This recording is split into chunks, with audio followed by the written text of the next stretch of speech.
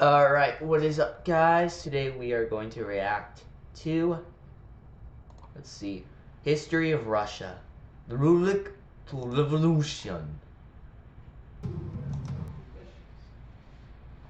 Alright, so this is a very major video.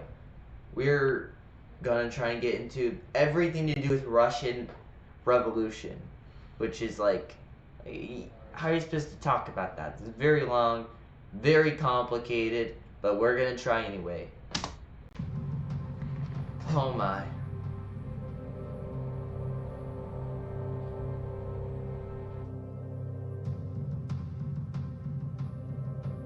For thousands of years, the lands known today as Russia and Ukraine were inhabited by nomadic tribes and mysterious Bronze Age cultures. The only record they left were their graves. In the great open grasslands of the south, the steppe, they buried their chieftains beneath huge mounds called kurgans. The ancient Greek historian Herodotus called these people Scythians.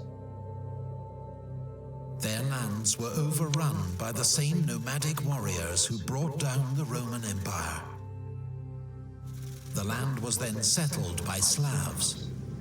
They shared some language and... So the Slavs, the Slavic people are very major to this because remember, they are the ones that are around mostly all around these areas. Not really as much in the west, but they come to Russia. And they kind of make how Russia is. Now, it wasn't just Slavs. From the north, they also came the Swedes. The Swedish Vikings with the Eastern Slavs made the Russians, which they would later also get captured by the Mongolians. Culture, but were divided into many different tribes. Vikings from Scandinavia, known in the east as Varangians, rode up Russia's long rivers on daring raids and trading expeditions. According to legend, the East Slavs asked a Varangian chief named Rurik to be their prince and unite the tribes. He accepted and made his capital at Novgorod. His dynasty, the Rurikids, would rule Russia for 700 years. His people called themselves the Rus and gave their name to the land. Land of the Rus. Rurik's successor, Oleg, captured Kiev, making it the capital of a new state, Kievan Rus. A century later, seeking closer ties with the Byzantine Empire to the south. So you can see, like, it goes back pretty far. I mean, there's some that go even farther, like Germania, but this is areas that aren't really meant to, go back that far, right? So Russia, this is very deep history, even with land that probably you wouldn't really be at, if you know what I mean. Just, it's still so massive that there's bound to be people there. Vladimir the Great adopted their religion and converted to Orthodox Christianity. He is still venerated today as the man who brought Christianity to Ukraine and Russia. Yaroslav the Wise codified laws and conquered new lands. His reign marked the golden age of Kievan Rus. It was amongst the most sophisticated and powerful states in Europe. But after Yaroslav's death, his sons fought amongst themselves. Kievan Rus disintegrated into a... Reminds me of the Frankians, the Frankish Empire before, collapsed to the three states. Patchwork of feuding princedoms. Just as a deadly new threat emerged from the east. The Mongols under Genghis Khan had overrun much of Asia. Now they launched a great raid across the Caucasus Mountains and defeated the Kievan princes at the Battle of the Kalka River, but then withdrew. 14 years later, the Mongols returned. A gigantic army led by Batu Khan overran the land. Cities that resisted were burnt, their people slaughtered. The distance, man, that is insane. That's like, probably went 1,000 miles a distance. That's just insane, man. That I can never do. The city of Novgorod was spared because it submitted to the Mongols. Its prince, Alexander Nevsky then saved the city again, defeating the Teutonic Knights at the Battle of the Ice, fought above a frozen lake. He remains one of Russia's most revered heroes. The Mongols ruled the land as conquerors. Their new empire was called the Golden Horde, ruled by a Khan from his new capital at Sarai. Sarai. The Rus princes were his vassals. They were forced to pay tribute or suffer devastating reprisal raids. They called their Republic of Novgorod. Yeah, sure, it's a republic. oppressors Tatars. They lived under the Tatar yoke. Alexander Nevsky's son, Daniel, founded the Grand Principality of Moscow, which quickly grew in power. Under the great Uzbek Khan, the Tatars converted to Islam. A rising power that... Remember, they're Eastern Orthodox, so now this creates a big fight between the two. What if the Mongolians became East Orthodox, though? That'd be very interesting. Grand Duchy of Lithuania defeated the Tatars at the Battle of Blue Waters and conquered Kiev. Back when Lithuania was, well, packing in power. 18 years later, Dmitry Donskoy, Grand Prince of Moscow, also defeated the Tatars at the Great Battle of Kulikova Field.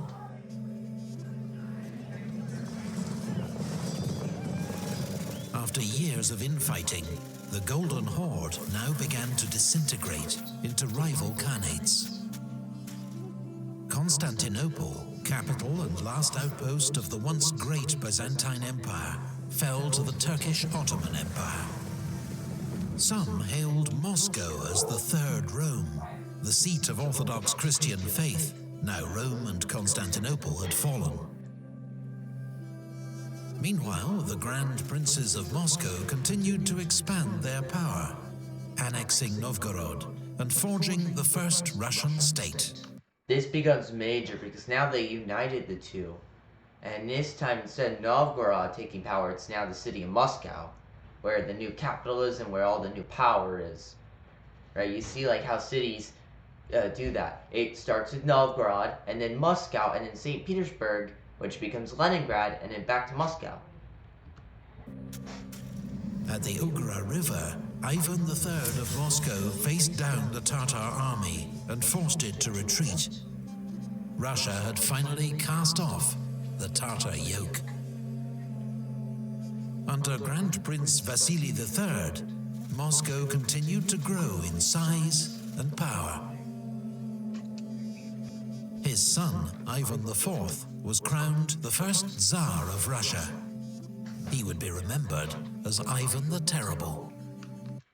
Remember, this guy starts kind of the Russian Empire, sort of. It's not really declared as a full Russian Empire, but it's kind of the Russian Tsar.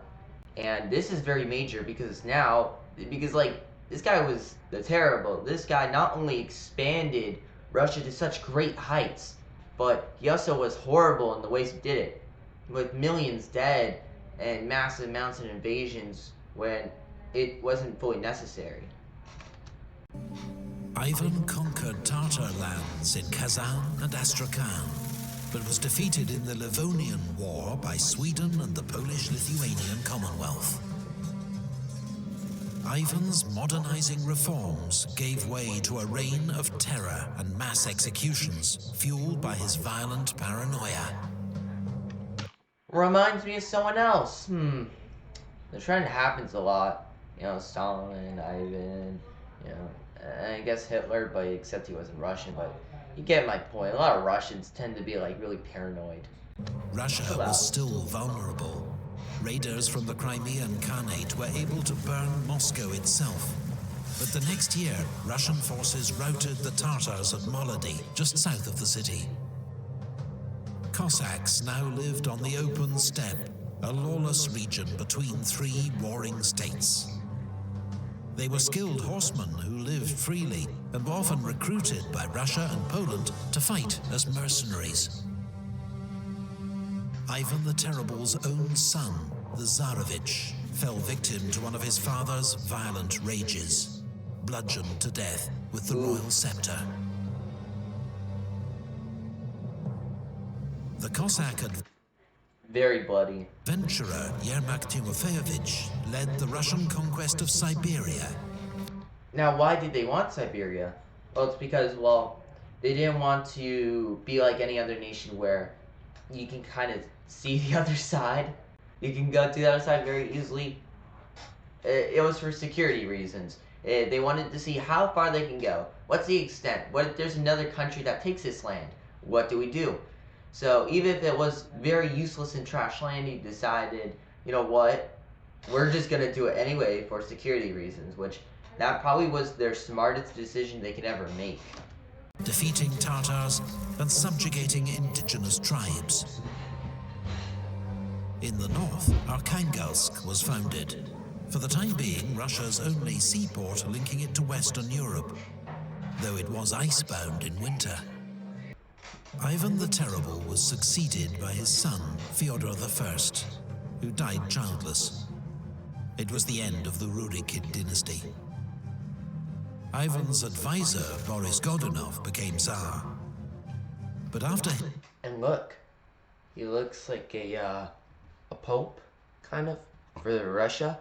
So that means it's probably, like, it makes sense, the influence from East Orthodox. East Orthodox was the main religion of Russia, but this time it was kind of just growing.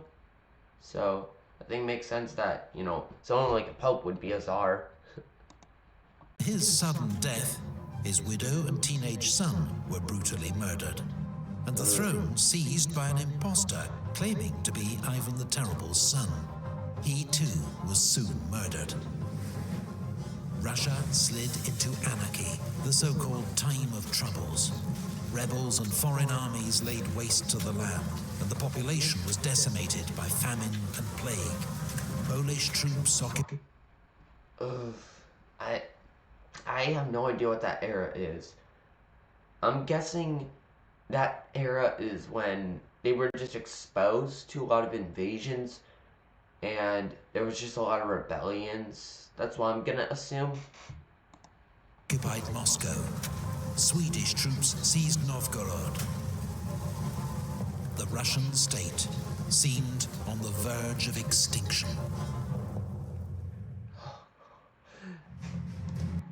Man, this is so good. This is just an awesome thing to react to, honestly. And it's very good to, like, learn about. In 1612, Russia was in a state of anarchy. They called it the Time of Troubles.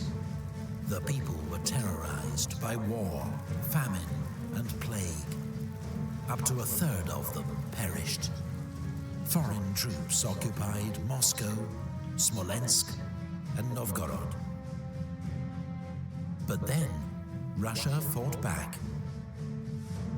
Prince Pozharsky and a merchant, Kuzma Minin, led the Russian militia to Moscow and threw out the Polish garrison. Since 2005, this event has been commemorated every 4th of November as Russian National Unity Day. It's so cool learning about Russia, honestly, because it's a very interesting country. This country has been through, like, so much, and they've never really, like, they've improved fine, just not really that much, honestly, compared to the rest of the world. They're always going through something. They're always fighting. They're always pushing. They've been expanding, always. They're always up to something. It's pretty cool. They're like a wild card. They're like Germany from World War II, except, you know, not so evil. I don't know which one's worse, though. Soviet Union or Nazi Germany. They were both pretty bad.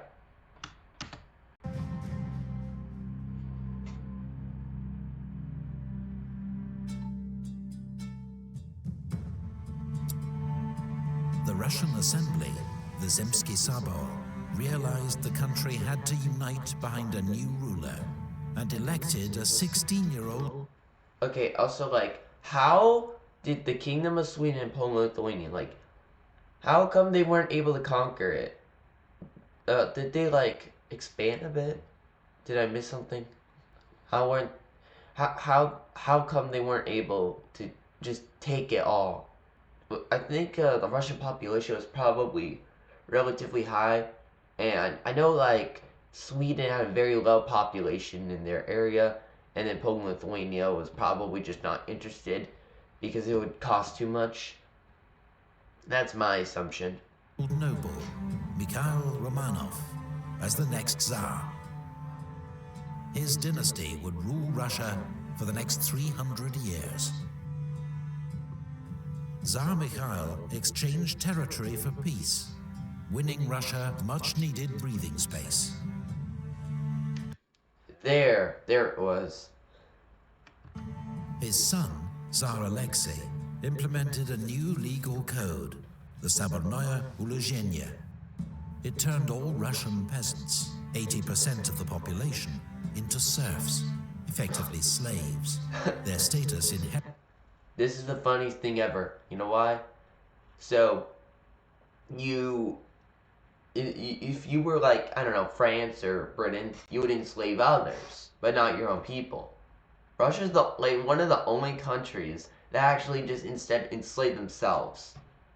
I'm just gonna assume that most of them came from like, outside of the actual people, in Moscow or Nogo, like just around the actual Russian areas.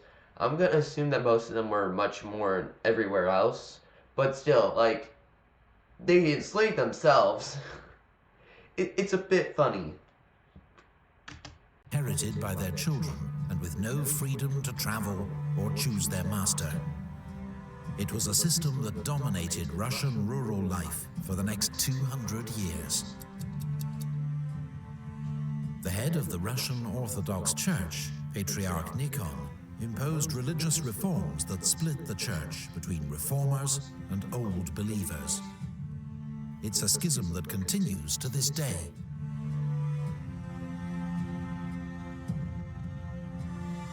Ukrainian Cossacks, rebelling against the Polish-Lithuanian Commonwealth, recognized Tsar Alexei as overlord in exchange for his military support. It led to the 13 Years' War between Russia and the Polish-Lithuanian Commonwealth. Russia emerged victorious. No surprise. Russia's been winning so many wars. Like, that's actually really impressive. Also, for the feudal system they had, basically, I mean, say what you want about it, but it was effective. Look at how Russia was able to conquer so effectively. Also, like, the population boom, like, because they had a massive population, they could just get so many, like, they could just get a large amount of troops, and then bam. I gotta see, like, a little chart that shows their growth in population, because that's, like, I think that will really show everything. Because if you have a low population like Sweden, you can't really afford to make invasions. They can't just invade Russia. It would be like, let's just assume they get like, I don't know, 1 million troops.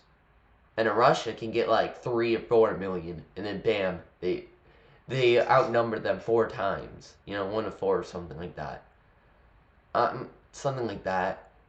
Russia's population and Russia's, I'm going to assume that they probably also had a very good military. I do know that the Russian military at this time wasn't really the most impressive. I'm not really familiar with this this era, 1650s. I know Russia does really pick it up in the Tsar, Catherine the Great era. Claiming Smolensk and taking control of eastern Ukraine. A revolt against Tsarist government, led by a renegade Cossack, Stenka Razin, brought anarchy to southern Russia. It was finally suppressed. Razin was brought to Moscow and executed by quartering. The sickly but highly educated Fyodor III passed many reforms. He abolished Mesnichestva, the system that had awarded government posts according to nobility rather than merit, and symbolically burned the ancient books of rank. but Fyodor died aged just 19. His sister Sophia became Princess Regent, ruling on behalf of her younger brothers, the joint Tsars Ivan V and The first Tsar is 1682. The question is though, how come there was a lot of leaders that also tended to be female. Like even for Russia, they had quite a number of female leaders, right? Why though? And how come, we don't have a female president yet? Well, first off, the thing is that Christianity was probably a more pro-female approach. They weren't foot binding women. That's my point. And also family lines. Like, eventually you're gonna get female by probability, and she's mostly kind of leading for Ivan the Fifth and Peter the First, right? But also and then if you look at voting and stuff, that we're just a little bit different in how the demographics work. Like just they tend to be less of a probability because they're not really running. Hey, I think that's a good thing. Politics is stupid. Politicians are annoying. It's a good thing we don't have that many female politicians. They would hate it. Peter I. After centuries of conflict, Russia and the Polish-Lithuanian Commonwealth signed a treaty of eternal peace. Eternal peace. Russia then joined the Holy League in its war against the Ottoman Empire. Okay, so this one, real quick, I'm sorry, I keep pausing. This one's major, absolutely major, because this is what starts Russia's conflict with the Ottomans. This very long rivalry between the two. It's gonna be so awesome, honestly, to watch how it plays out, how the Russians were able to defeat the Ottomans so effectively. I'm pretty sure every war they fought, other than the Crimean War, was a Russian victory. Sophia's reign also saw the first treaty between Russia and China, establishing the frontier between the two states.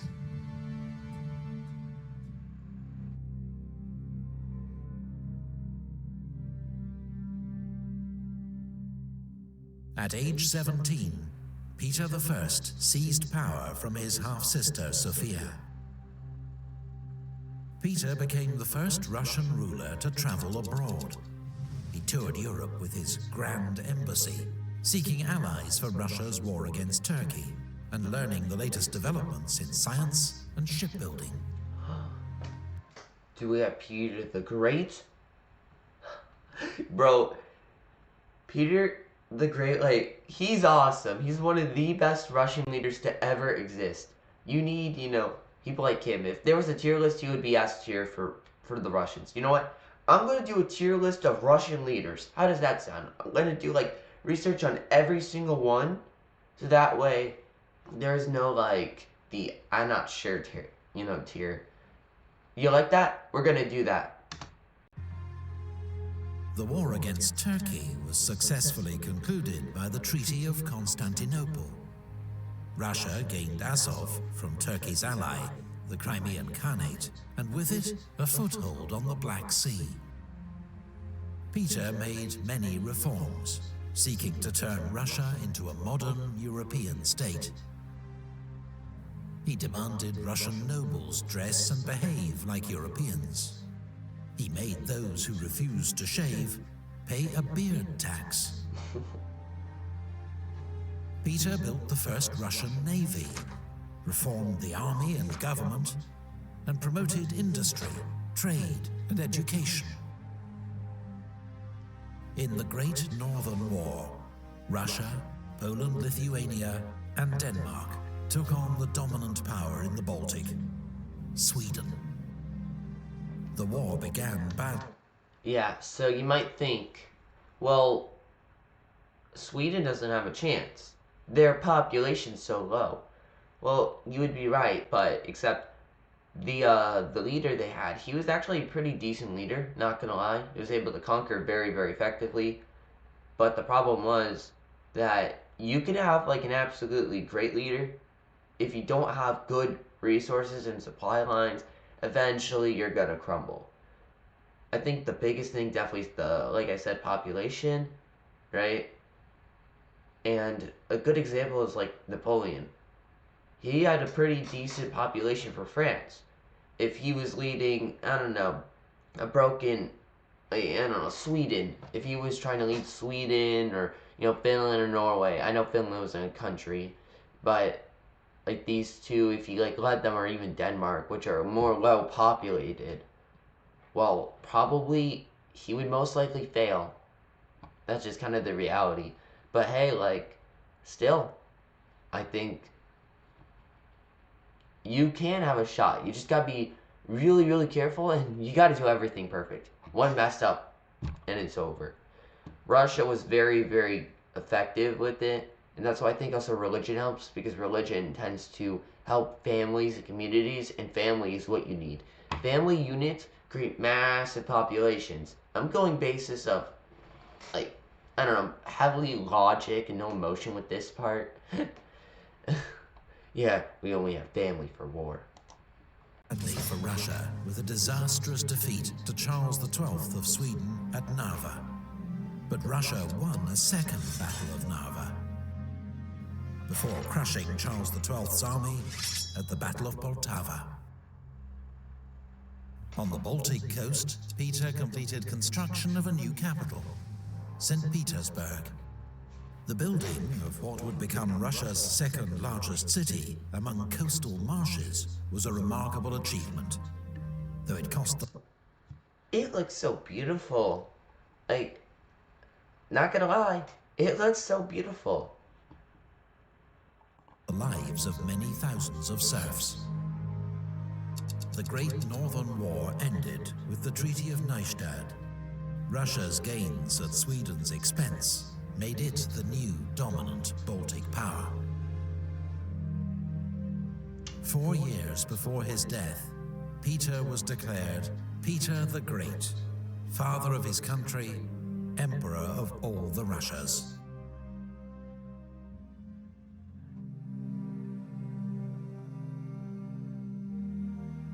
So there was like more, there's 4 empresses? Interesting. Peter was succeeded by his wife Catherine, then his grandson Peter II, who died of smallpox, aged just 14. Aww.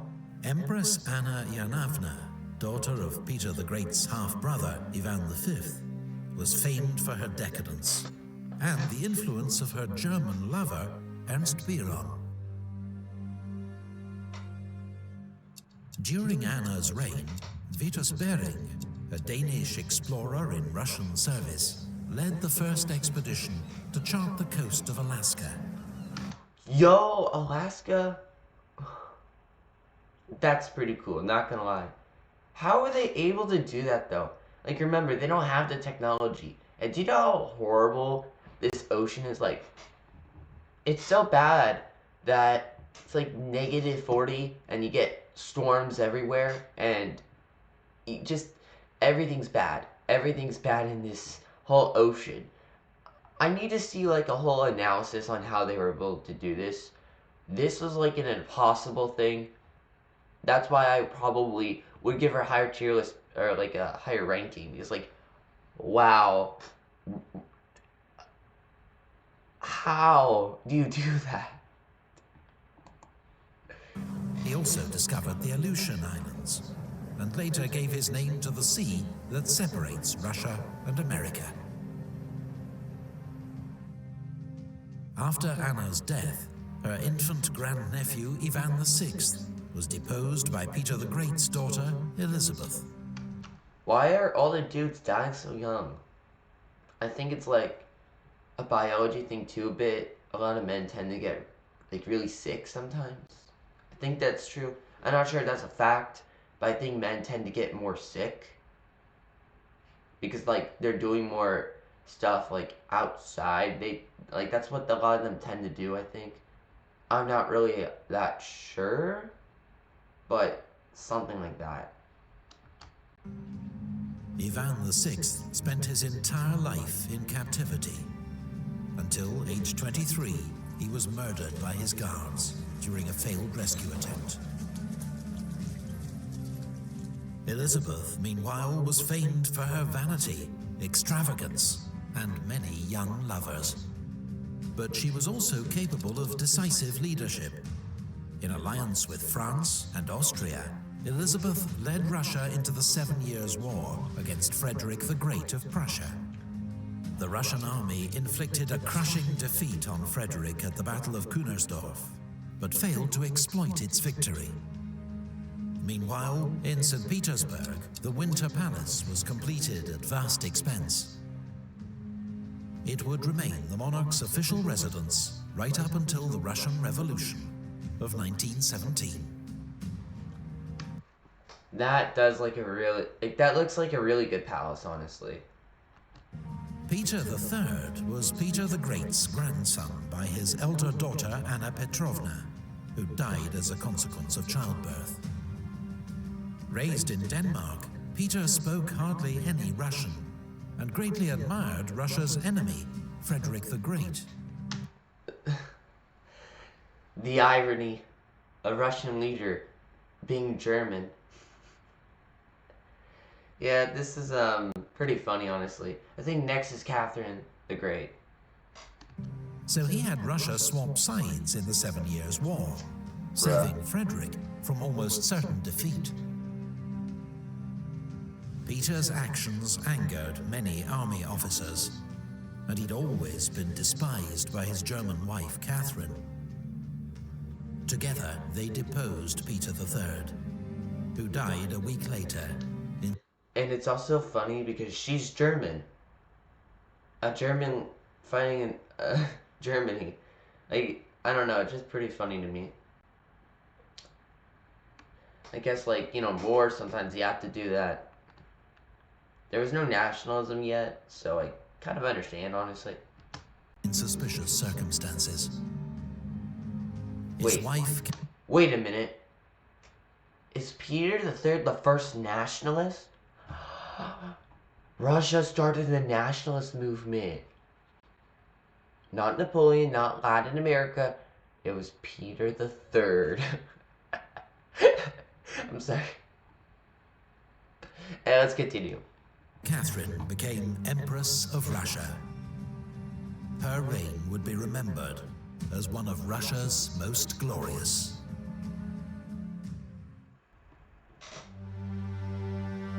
In the early 1700s, Peter the Great's reforms put Russia on the path to becoming a great European power. But it was his grandson's German wife, Catherine, who deposed her husband to become Empress of Russia, who oversaw the completion of that transformation. Like Peter, she too would be remembered as the Great.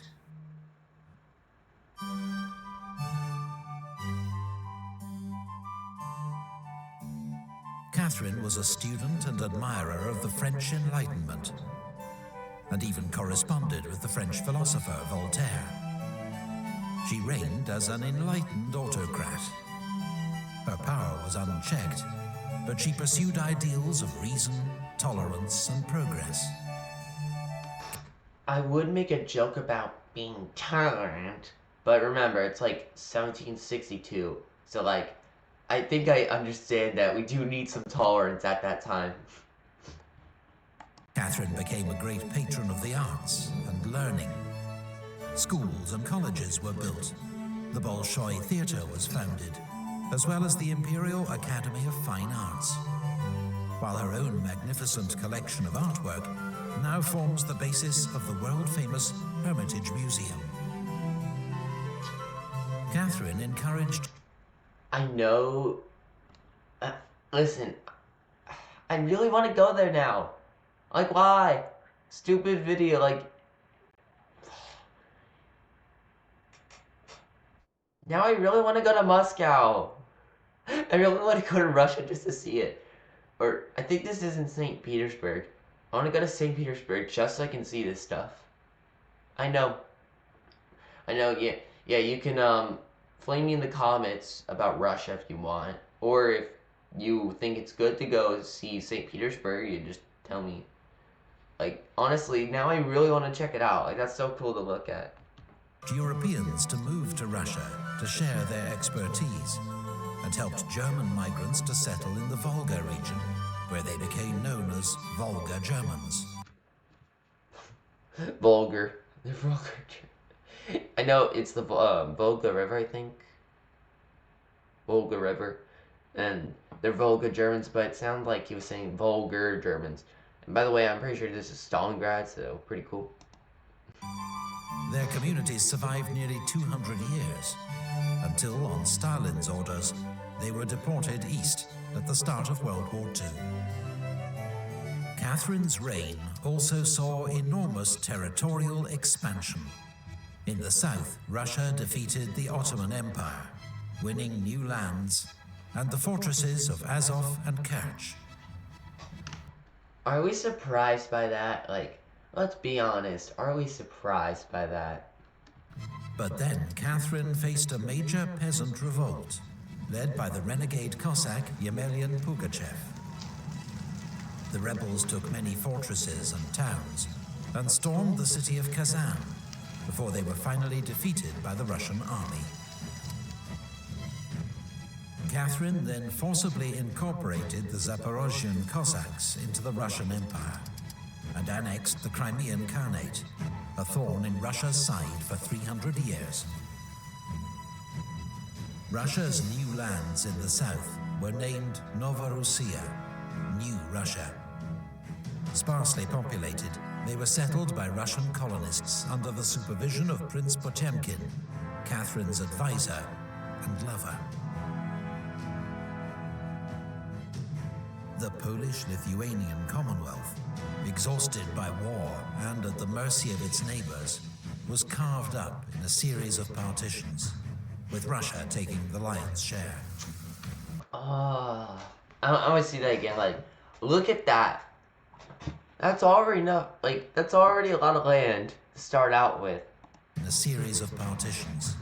Look at all that chunk stolen from Poland. Poor Poland. I feel so bad. Look at that. And then Prussia barely got anything, but I guess Prussia's, the dangerous one of the group. And then Austria gained a lot. With Russia taking the lion's share. Like, Russia's... That was so much land, bro. I don't know why they would allow that. Because, like, now, look how overpowered Russia got. But, you know what? If it helps them out, then, I guess it's a good balance of power. Poland did not re-emerge as an independent nation until 1918. Russia inherited a large Jewish population from Poland, who Catherine decreed. And the reason why it has a large Jewish population is because Poland was the only one that tolerated them. And that's why, my friend, you need tolerance. Could live only in the so-called Pale of Settlement, and were excluded from most cities. In France, the French Revolution led to the execution of King Louis XVI. Catherine was horrified, and in the last years of her reign, completely turned her back on the liberal idealism of her youth. 3 years later, Catherine died. She reminds me of a college student. Going from, oh, we gotta be liberal, we gotta liberate, we always gotta be, tolerant, and then she's now like, it sounds really dumb now. Except the tolerance of, 1600. Alright, guys, we gotta be tolerant in 1600. Ending one of the most glorious reigns in Russian history. She was succeeded by her son, Paul, a man obsessed by military discipline and detail, and opposed to all his mother's works. Russia joined the coalition of European powers, fighting revolutionary France. Marshal Suvorov, one of Russia's greatest military commanders, won a series of victories against the French in northern Italy. But the one... Could it be? Could it really be? Napoleonic Wars. Wider War was a failure. Meanwhile, Paul's reforms had alienated Russia's army and nobility, and he was murdered in a palace coup. He was succeeded by his 23-year-old son Alexander, who shared his grandmother Catherine's vision for a more modern Russian state. I thought he was the more, like out of all the Russian leaders, I thought he was actually a pretty decent one. Though he lost a few battles, he was able, to defeat Napoleon. So, good on him. His advisor, the brilliant Count Mikhail Speransky, reformed administration and finance. Yet the emperor refused to back his plans for a liberal constitution. Ultimately, it was war with France that would dominate Alexander's reign.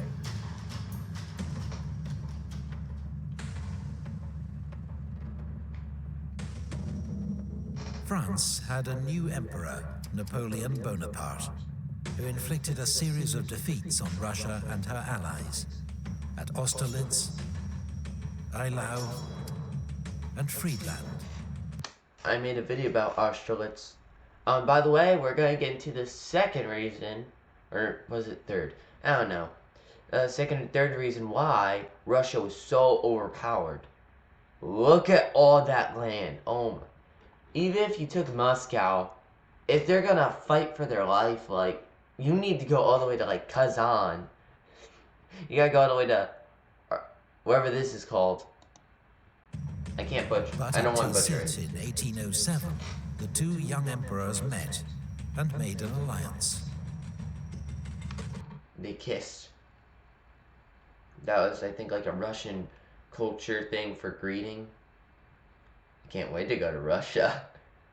But not for the guys. Russia attacked Sweden, annexing Finland, which became an autonomous Grand Duchy within the Russian Empire. Oh, Finland, what made it so strategic is because, look at that. They've expanded their naval power by a large amount. This whole area alone was probably their whole Baltic area. They like doubled all of it up north. That's why I feel like Finland is just such it's a good resource to use, because it's like everything else up north is cold. You can't really live there much, but here it's actually pretty decent. And since it's lower populated, like we went over, Russian colonists can go and make it the full Grand Duchy of Finland by making it extremely Russian. And then bam, they don't want to rebel as much, especially seeing how nationalism's going to come soon. But then, in 1812, Napoleon invaded Russia. At Borodino, French and Russian armies clashed in a gigantic battle, one of the bloodiest of the age. Napoleon emerged victorious, but the Russian army escaped intact. Napoleon occupied Moscow, which was destroyed by fire. And when Alexander refused to negotiate, the French army was forced to make a long retreat through the Russian winter and was annihilated. Napoleon had been dealt a mortal blow, and Russia, alongside Prussia, Austria, and Britain. By the way, I don't think the borders really looked like this. They looked a little more damaged, but whatever. Then led the fight back, which ended in the capture of Paris and Napoleon's abdication. At the Congress of Vienna, as part of the spoils of war, Alexander became King of Poland. Then, with Austria and Prussia. Honestly, I thought that was a pretty reasonable treaty because, yeah, Russia expansion's bad. But remember, like, they went through all that pain. They fought so hard, and they didn't just throw numbers like what Stalin did. They tried to do the best they can with even with their large amount of soldiers, they still didn't just throw it. They were like careful enough, right? You can tell by like how they were very strategic. When Napoleon came in and burnt everything and heading back, they didn't just try and continue fighting. They just let them do it, right? They let them burn it, and then walking back, they would just attack one by one and kind of pick their numbers off. Like, they were still very, very smart. Also, remember, like, they dealt with the cold. They, like, knew the terrain really well. When you go into someone else's homeland, they're gonna know what their terrain is. You don't. Napoleon probably didn't have the best maps for Russia. He formed the Holy Alliance with the aim of preventing further revolutions in Europe. Meanwhile, in the Balkans and Caucasus, Russia had been waging intermittent wars against the Ottoman Empire, Persia, and local tribes. The frontier had been pushed south to incorporate Bessarabia, Circassia, Chechnya, and much of modern Georgia, Dagestan, Azerbaijan, and Armenia. But the peoples of the Caucasus bitterly resisted Russian rule. Russia's attempt to impose its authority on the region led to the Caucasian War, a brutal conflict fought amongst the mountains and forests that would drag on for nearly 50 years. Alexander was succeeded by his brother Nicholas, a conservative and reactionary. But parts of Russian society had now developed an appetite for European-style liberalism, including certain army officers who'd seen other ways of doing things during the Napoleonic Wars. They saw Nicholas as an obstacle, and the new emperor's first challenge would be military revolt. 1825. Victory over Napoleon had confirmed Russia's status as a world power. But there was discontent within Russia amongst intellectuals and army officers, some of whom had formed secret societies to plot the overthrow of Russia's autocratic system. When Emperor Alexander was succeeded, not as expected by his brother Constantine, but by a younger brother Nicholas, one of these secret societies used the confusion to launch a military coup. But the Decembrist revolt, as it became known, was defeated by loyalist troops, and the ringleaders were hanged. Others were sent into internal exile in Siberia. This was to become a common sentence for criminals and political prisoners in Tsarist Russia. Nicholas went on to adopt an official doctrine of orthodoxy, autocracy, and nationality. The state was to rest on the pillars of church, Tsar, and the Russian national spirit, a clear rejection of the values of European liberalism. Yeah, but most of the liberals were nationalistic, so the only one that he kind of embraced more was nationality. In the Caucasus, border clashes with Persia led to a war which ended in complete Russian victory. The Treaty of Turkmenchai forced Persia to cede all its territories in the region to Russia and pay a large indemnity. Russian support for Greece. And you also might think, well, what's the point of going all this way? The area there is just filled with mountains. It's not that useful, and like you're losing massive numbers. What's the purpose? Well, one is to show strength. They're trying to defeat their rival, the Ottomans. They gotta take more and more and more. And second, they want more power over, well, the what was the name again? I forgot the sea. Whatever it was called, the Dead Sea. Oh no, the Dead Sea's around here. The point is, like, they wanted more control and naval power, and they thought this would be the best way. Also, it was sort of strategic. I mean, like, it's still a very long, like you could build a lot of ports. That's kind of my point. the more they conquered this terrain, the more they were able to build ports, and they would be closer to really good resources around here. This stuff, like that's actually a pretty decent amount of land.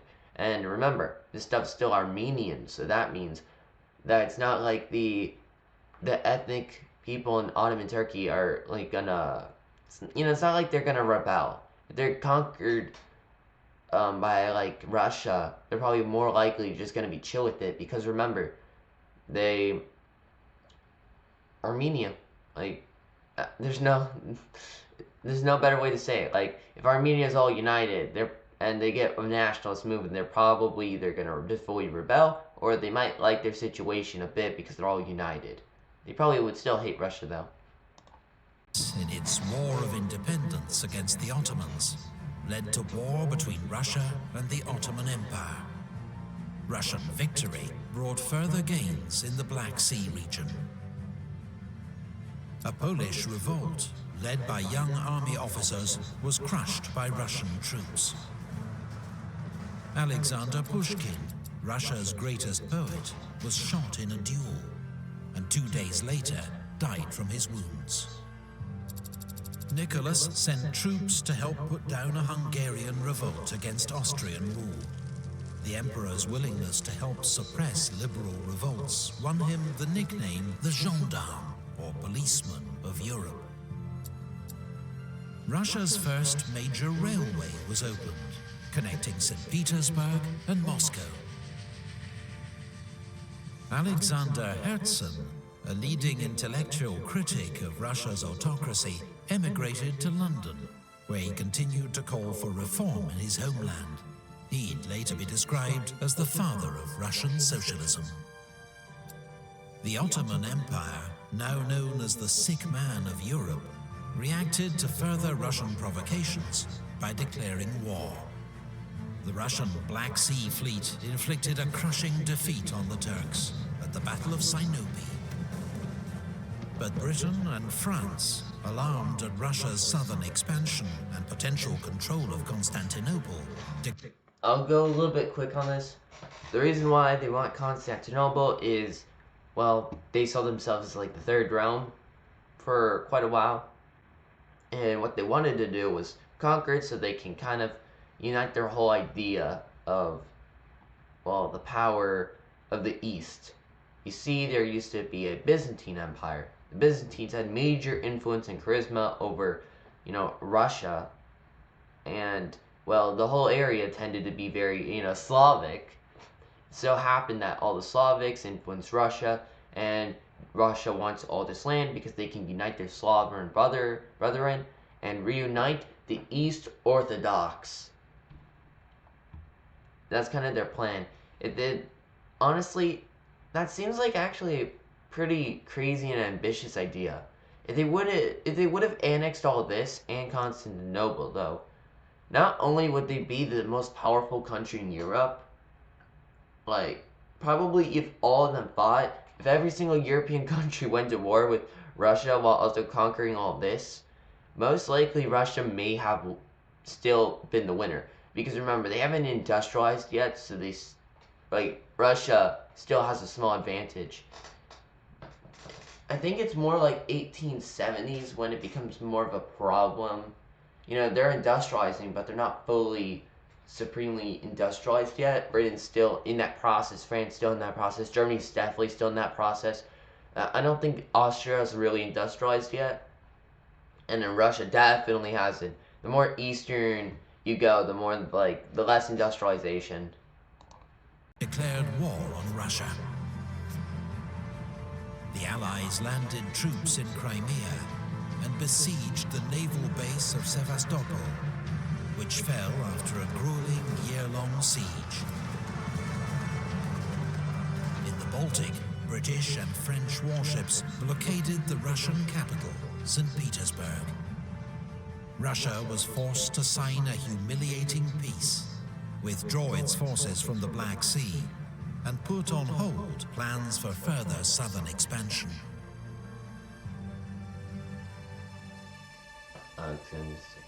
The Liberator. Nicholas I was succeeded by his son, Alexander II. The Crimean War had So we get the liberator, the oppressor, and then we get just Nicholas. I believe that's the category. If you don't know what I mean, there was an oversimplified video about that. exposed Russia's weakness.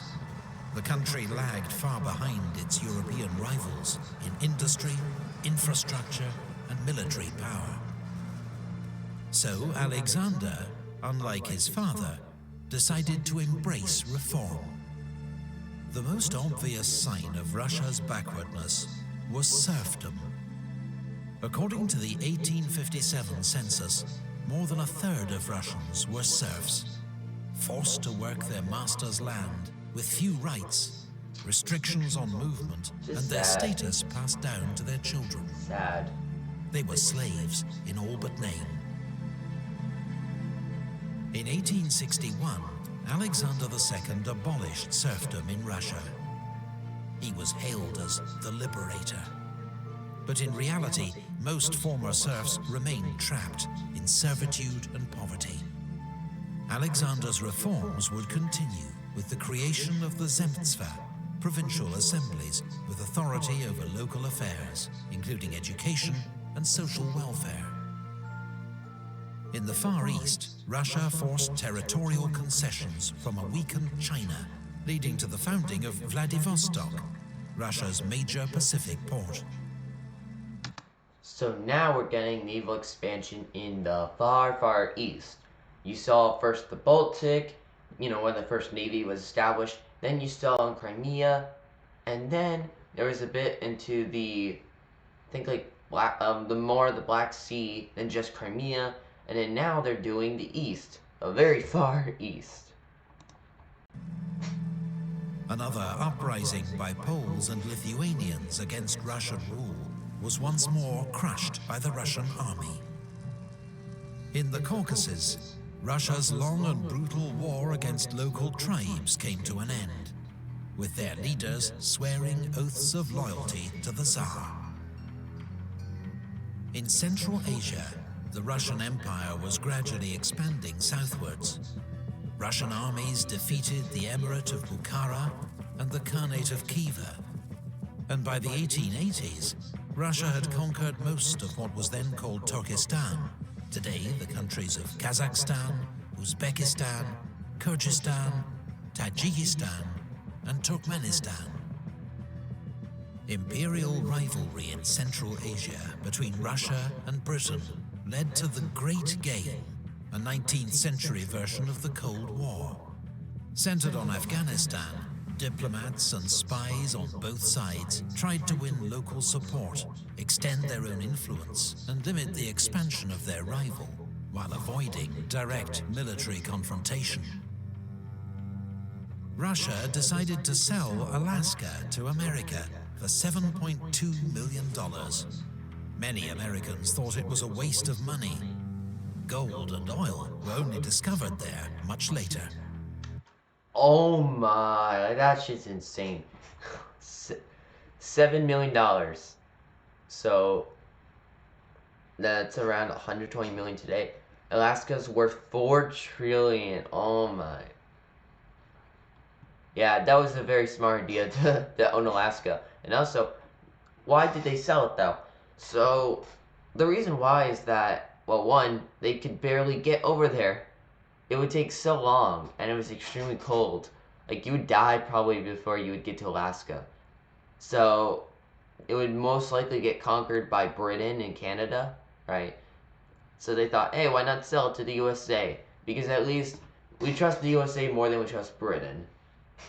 And also, I don't think many Americans would, like, really go to invade Russia. Canada might be able to have a better chance if they owned Alaska, however. Because, well, they're more connected to it. Leo Tolstoy's War and Peace was published, still regarded as one of the world's greatest works of literature. I also read that book, at least the first, maybe first or second chapters. The late 19th century was a cultural golden age for Russia, a period of literary greats and outstanding composers. Russia, in support of nationalist revolts in the Balkans against Ottoman rule, went to war with the Ottoman Empire once more. Russian troops crossed the Danube, then, with Bulgarian help, fought to secure the vital Shipka Pass. Then they launched a bloody 5-month siege of Plevna in Bulgaria. Russia and her allies finally won victory, with their troops threatening Constantinople itself. But at the Congress of Berlin, Russia bowed to international pressure and accepted limited gains in a settlement that also led to independence for Romania, Serbia, Montenegro, and later Bulgaria. Meanwhile, within Russia, radical political groups were increasingly frustrated by Alexander II's limited reforms. There were several failed attempts to assassinate the emperor, but as he prepared to approve new constitutional reforms, he was killed in St. Petersburg by a bomb thrown by members of the People's Will, one of the world's first modern terrorist groups. This act of violence would lead only to a new era of repression.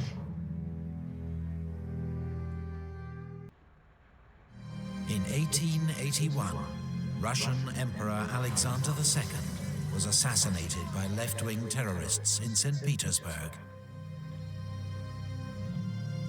Today, the place where he was fatally wounded is marked by the magnificent Church of the Savior on Spilled Blood. Alexander II had been a reformer, hailed as the liberator for freeing Russia's serfs. But his son and successor, Alexander III, believed his father's reforms had unleashed dangerous forces within Russia that ultimately led to his death. Kind of ironic. Usually the father is going to be a little more harsh, and then the son is usually the more like, when they're younger, more liberal. He's kind of the opposite. As emperor, he publicly vowed to reassert autocratic rule, declaring that, in the midst of our great grief, the voice of God orders us to undertake courageously the task of ruling, with faith in the strength and rightness of autocratic power. The Tsar's secret police, the so-called Okhranka, was ordered to infiltrate Russia's many revolutionary groups. Those found guilty of plotting against the government were hanged or sent into internal exile in Siberia. Alexander III was a pious man who supported the Orthodox Church and the assertion of a strong Russian national identity. Russia's Jews became victims of this policy. They'd already been targeted in murderous race riots known as pogroms after false rumors were spread that they were responsible for the assassination of the emperor. Now, the government expelled 20,000 Jews from Moscow, and many who could began to leave the country. Over the next 40 years, around 2 million Jews would leave Russia, most bound for the USA. So as you can see, we have a massive amount of them staying kind of around here too. So that's how you get a lot of the German populations, especially up north. And then you also notice that they're kind of going around here. A lot of them tended to stay in Europe, but most of them did go to the USA. These are the areas that are very important because, well, the Jews migrating to Germany kind of shaped the whole, Nazi ideology. But moving on. Concerned by the growing power of Germany, Russia signed an alliance with France, both sides promising military aid if the other was attacked. Sergei Witte was appointed Russia's new Minister of Finance. His reforms helped to modernize the Russian economy and encourage foreign investment, particularly from its new ally, France. French loans helped Russia to develop its industry and infrastructure. Work began on the Trans-Siberian Railway. Completed in 1916, it remains the world's longest railway line, running 5,772 miles from Moscow. That's just insane. 6,000 miles. I remember going up to Missouri. That was like maybe 700 miles at most. This is 6,000. And we're not even counting Warsaw. Look at the extent it goes. Like, that's just insane. To Vladivostok. Alexander III was succeeded by his son, Nicholas II. His coronation was marred by tragedy when 1,400 people were crushed. The problem with Nicholas was he was a mess. He got a bad card and he made it way worse than it could have been. To death at an open-air celebration in Moscow. China granted Russia the right to build a naval base at Port Arthur. When China faced a major revolt known as the Boxer Rebellion, Russia moved troops into Manchuria under the pretext of defending Port Arthur from the rebels. This brought Russia into conflict with Japan, who also had designs over Manchuria and Korea. The Japanese made a surprise attack on Port Arthur, then defeated the Russian army at the giant Battle of Mukden. Russia's Baltic Fleet, meanwhile, had sailed halfway around the world to reach the Pacific, where it was immediately annihilated at the Battle of Tsushima.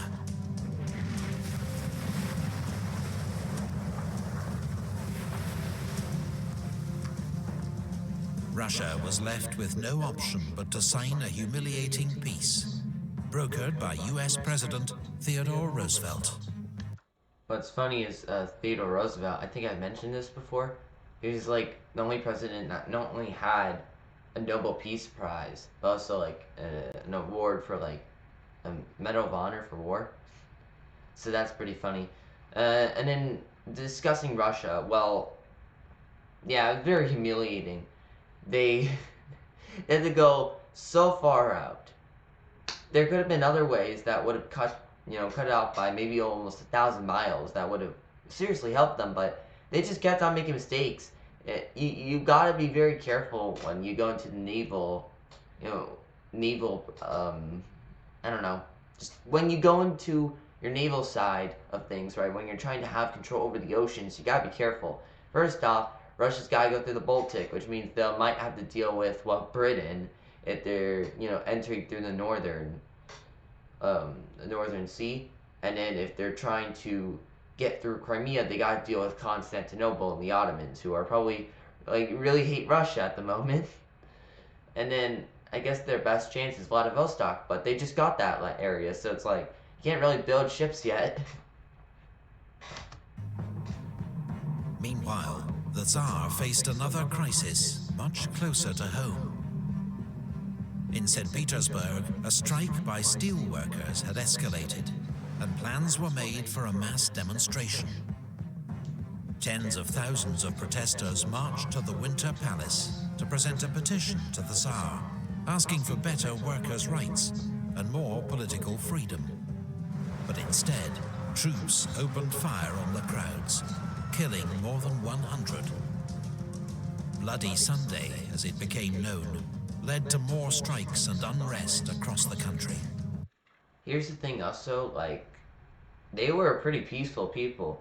They weren't seeking this entire thing. They weren't seeking a rebellion or revolution. They were just wanting some change. You gotta discern the difference between people who just want change and are, pretty chill, and then crazy people like the Bolsheviks. The crew of the battleship Potemkin mutinied, killing their officers and taking control of the ship. To defuse the crisis, Nicholas II reluctantly issued the October Manifesto, drafted under the supervision of Sergei Witte. It promised an elected assembly and new political rights, including freedom of speech. and was welcomed by most moderates. Russia's first constitution was drafted the next year. For the first time, the Tsar would share power with an elected assembly, the State Duma, though the Tsar had the right to veto its legislation and dissolve it at any time. Sergei Witte finally lost the Tsar's confidence. Yeah, so you have a assembly, but it can be destroyed anytime by the autocrat who wants power. And was dismissed. The Tsar's new Prime Minister, Stolypin, introduced land reforms to help the peasants, while dealing severely with Russia's would-be revolutionaries, so much so that the hangman's noose got a new nickname, Stolypin's necktie. But having survived several attempts on his life, Stolypin was shot and killed by an assassin at the Kiev Opera House. Meanwhile, Grigory Rasputin, a Siberian faith healer, had joined the imperial family's inner circle, thanks to his unique ability to ease the suffering of the Tsar's hemophiliac son, Alexei. Yeah, so how he did it, though, was one, and this is mostly just kind of theory, but it's most likely what actually happened. Most likely he probably got the medicines that, like aspirin and stuff, they wasn't really helping out Lexi. And the other thing was he was able to calm his blood flow, so therefore it wouldn't really just pop, right? It's really sad what happened to him. But hey, at least Rasputin helped. Still, he looks really, really freaky in that picture. I don't want to stare at it. Despite sporadic acts of terrorism, Russia now had the fastest growing economy in Europe. Agricultural and industrial output were on the rise. Yeah, so at this time, they're massively industrializing. They're boosting it through. They're working hard. They're going for it. And, no one realizes that they were doing absolutely amazing in the 1910s, the early at least. But then they had to go to war, which really, really hurt them. If they continued this whole process, most likely they would have been the next power, to the level of the USA. Most ordinary Russians remained loyal to the Tsar and his family. Russia's future seemed bright. World War I. Why did he have to? In 1914, in Sarajevo, a Slav nationalist assassinated Archduke Franz Ferdinand, heir to the Austro-Hungarian throne, sparking a European crisis.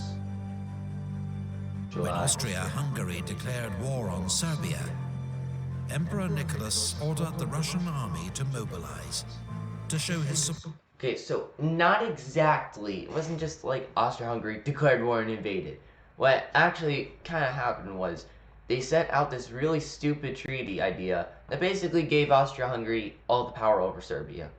That was kind of it. Serbia was just really angry, and then they kind of fought against each other a bit. Not really any military action. Austria-Hungary was mobilizing troops, and they were trying to get ready. Stupidly, though, and they barely were able to do anything. They didn't try to get their military up, and they didn't really do too much. And well, what happened is, by the time the war started, they were unprepared, even though they were the ones that started this conflict with Serbia. The problem with Russia was they just got all mobilized and ready to invade, to defend Serbia, because, Serbia is their Slavic brethren. And then Germany comes in, it's like, hey, stop this. We need to chill out. If you declare war on Austria-Hungary, we have to declare war on you. Russia, if they would have just backed out and resorted to a new peace idea, the more they stole, the more that Britain and France would probably intervene with Austria-Hungary. If they would have just stalled as much as possible, not tried to mobilize and invade, this war probably wouldn't have happened. And why is mobilizing so dangerous? Well, because back then they believed in the idea where if you just invade, you essentially win, right? I know, it was Cult of the Offensive, that was kind of the name of it. Basically, Germany and Austria-Hungary were afraid that if they were mobilized and all prepared, and they weren't, they would just get invaded and then immediately destroyed, which I guess is kind of correct, but there's other things to it, and everyone just kind of freaked out.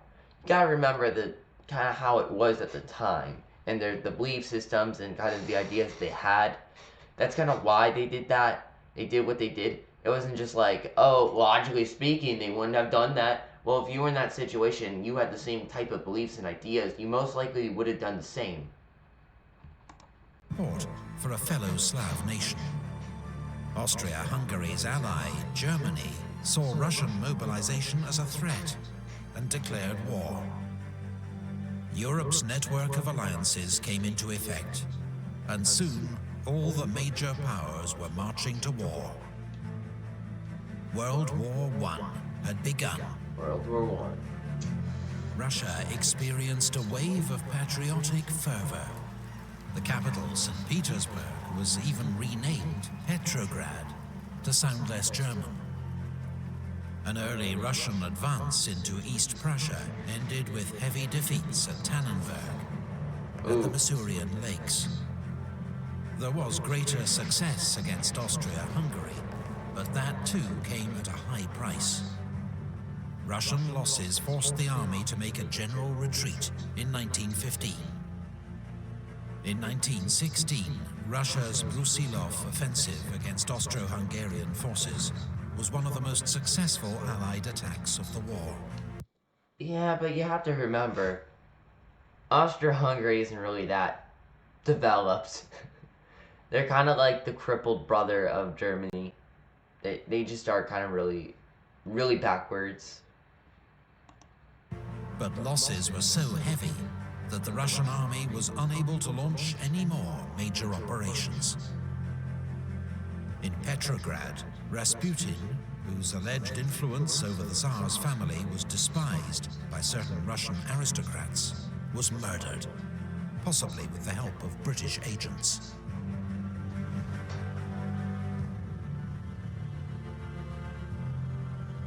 The war put intolerable strains on Russia.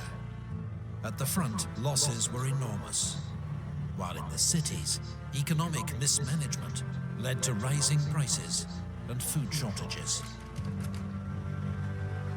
In Petrograd, the workers' frustration led to strikes and demonstrations. Troops ordered to disperse the crowds refused and joined the protesters instead. The government had lost control of the capital. On board the imperial train at Pskov, senior politicians and generals told the emperor he must abdicate, or Russia would descend into anarchy and lose the war. Nicholas accepted their advice. Why does Lenin look like that? Or like, why is he... I don't know. It kind of it just looks kind of weird doing that. He's like... I don't know. Anyways, yeah, so he was on a trainway, I believe, because Nicholas, like, went into the war to try and help out morale, which I guess kind idea, but still, you gotta lead your nation, don't be stupid. And as he was heading back to Petrograd, which it's St. Petersburg, by the way, well, while he was heading back to Petrograd, he was stopped by, well, I believe the Bolsheviks, and then they kind of got him to abdicate. And that's kind of what happened. And renounced the throne in favor of his brother, Grand Duke Michael, who effectively declined the offer. My middle name is Michael. 400 years of Romanov rule were at an end. Russia was now a republic. No. A provisional... No. A republic. We have to have voting. Oh, that's gross. Oh, no. Government took power, but could not halt Russia's slide into economic and military chaos. Workers, soldiers, and peasants elected their own councils, known as Soviets. The Petrograd Soviet was so powerful, it was effectively a rival government, especially as discontent with the provisional government continued to grow. The Bolsheviks, under Vladimir Lenin, attracted growing support with their radical proposals for an immediate end to the war, the redistribution of land, and transfer of power to the Soviets. In October, they launched a coup, masterminded by Leon Trotsky. Shockingly, Trotsky actually was pretty good in military.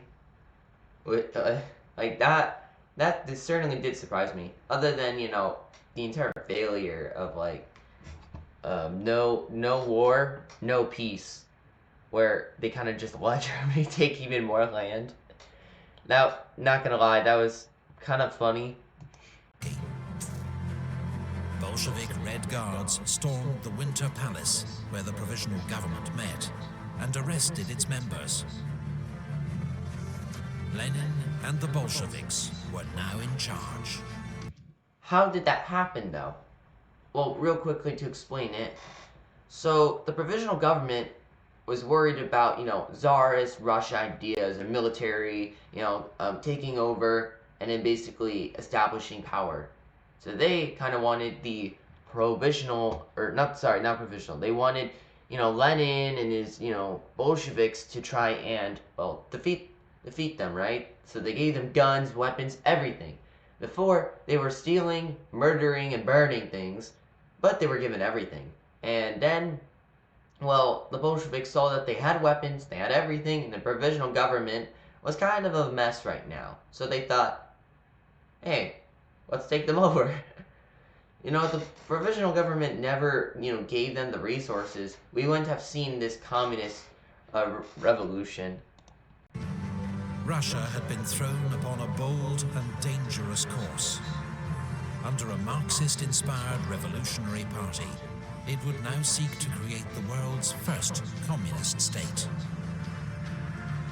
But first, it would have to survive the chaos and slaughter of one of history's bloodiest civil wars.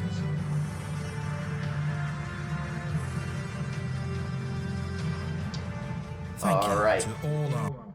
This video, honestly, was pretty good. I had a great time watching it. And sorry if I was gone for a while. I was in Missouri for a trip.